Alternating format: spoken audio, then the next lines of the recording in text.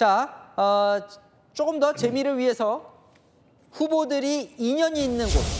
자, 이재명 후보부터 살펴보겠습니다. 나왔습니다. 양 변호사님. 인천 기왕 아까 궁금해하셨잖아요. 자, 66점. 왜 궁금하냐? 이재명 후보 지금 지역구니까요, 그죠?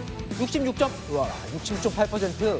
이거 개표율은 아직 여기 지금 나오진 않고 있는데 한번 제가 확인해 볼게요. 상당히 높게 나오네요, 그죠? 여기 나오네요. 19.1% 개표율 상황에서 66.8%.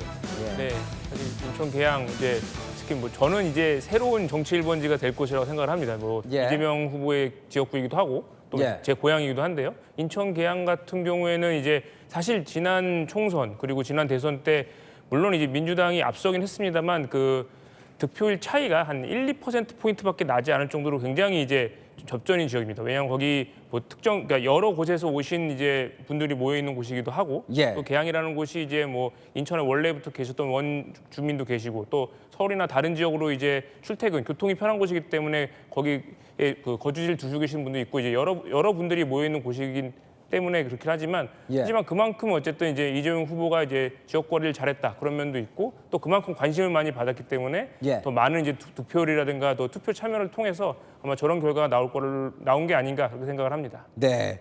보니까 지난 대선 때 인천 기왕에서 이재명 후보가 52% 얻었으니까 그때보다도 지금 많이 일단 초반에 얻고 있는 걸로 나옵니다. 자, 옆에 볼게요. 경기도 성남. 자, 구 변호사님. 경기 성남은 사실 이재명 후보가 뭐 사실 성남시장을 했었기 때문에 8년이나 정치적 고향인데 초반에 지금 2위를 달리고 있네요. 45.1%로. 이것도 아마 개표율을 좀 살펴보겠습니다. 예. 여기는 사실 성남시에서 만약에 2위 한다면 이재명 후보는 좀 아프겠어요. 그죠?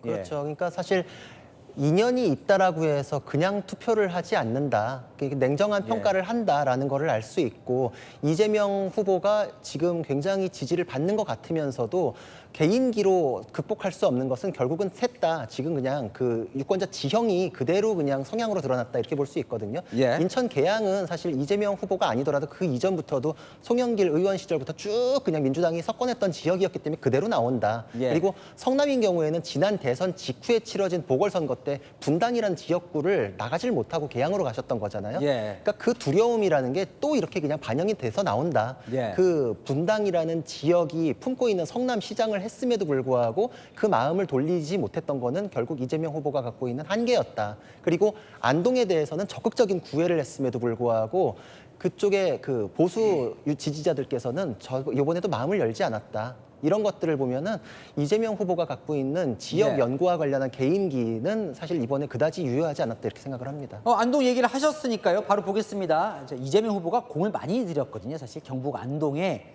많이 내려갔어요, 이번에. 예, 그런데 지금 33.2%로 2위입니다. 지금 사실은 개표율을 조금 더 살펴보면 좋겠어요. 위에 개표율 19.1%는 이 세 곳의 지금 평균이라고 해서 조금 더 나눴으면 좋겠는데 어쨌건 김영배 의원님 33.2%면 많이 얻은 건가요? 지난번에 경상북도에서 이재명 후보가 24% 정도 얻었었거든요. 예. 안동에서는 제가 정확한 수치는 모르겠습니다만 예. 그거보다 크게 높지는 않을 것 같아요. 안동 제가 봤더니 지난 대선 29%였네요. 예, 그러니까 30%를 못 넘었지 않습니까? 예. 근데 이번에 33% 초반입니다만 33%가 나왔다는 거는 예. 의미가 저는 있다 이렇게 예. 보이고요. 경상북도 중에서도 이렇게 연고가 있는 지역에 저렇게 좀 더 나오는 거는 예. 이재명 대표 입장에서는 굉장히 일단 굉장히 기분 좋은 예. 출발이다 그렇게 볼 수 있는 거죠. 사실 이번에 영남 지역이 사실 두 분 다 김문수, 이재명 후보 모두 TK 출신의 지금 후보끼리 맞붙은 것도 상당히 이례적이죠. 사실 이준석 후보도 부모님이 연고가 대구 경북에 그렇죠. 있는 거잖아요. 그래서 굉장히 구애들을 많이 했는데 제가 아까 말씀드렸던 대로 부산, 경남, 울산은 40%대를 넘느냐. 예. 이게 현재 이재명 후보의 가장 중요한 예. 그런 이제 관심사고요. 경북, 대구는 30%대를 넘느냐. 예. 요거거든요. 그렇기 때문에 지금 30%를 넘어간 예. 특히 이제 자기 고향에서 30%를 넘는 저런 이제 숫자가 나온다는 게 초반이긴 하지만 굉장히 민주당 입장에서는 고무적인 그런 현상이죠. 네, 그쪽 영남 지역도 계속해서 살펴보겠습니다. 자, 김문수 후보 2년 지역도 좀 살펴보겠습니다. 한번 볼까요? 자, 첫 번째 양 변호사님, 대구 수성입니다. 학창 시절을 보냈던 75.3%.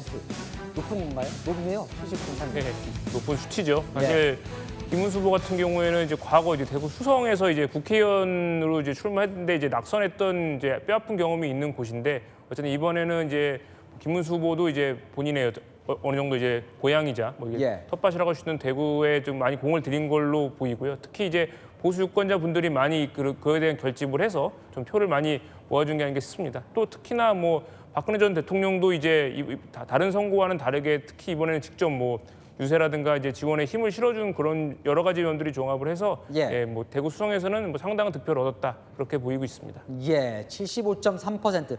이 김부겸 전 총리에게 졌던 곳인데 어쨌든 지금 많이 나오고 있고요. 자, 두 번째 정치적 고향 경기 부천. 구자룡 변호사님, 여기가 부천에서 3선 의원을 했거든요, 김문수 후보가. 근데 40.5%로 2위입니다.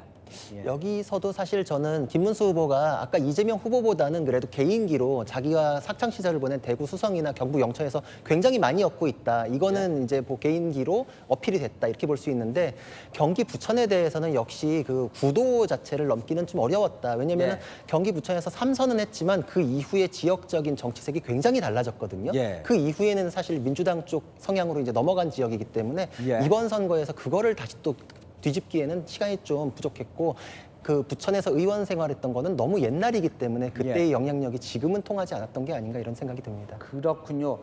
부천 가서 유세할 때 경기 부천에 대한 엄청난 또 애정을 얘기를 했는데 어쨌든 지금은 2위 40.5%고요. 김영배 의원님 뭐 부천?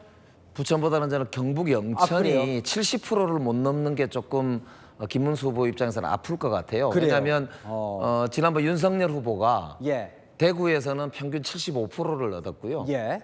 경상북도에서는 72%를 얻었거든요. 예. 근데 지금 67%면은 그 평균 이제 경상북도 표보다 좀 적게 나오는 거란 말입니다. 예. 그 김문수 후보 본인 고향인데 예. 지난번 윤석열 후보가 얻었던 경북의 평균보다 적다는 거는 예. 조금 김 후보 입장에서는 아픈 대목 같습니다. 아까 경북 안동 이재명 후보는 30%를 넘었고 예. 김문수 후보는 67%가 좀 아쉬운 결과일 거다라고 말씀을 해주셨습니다.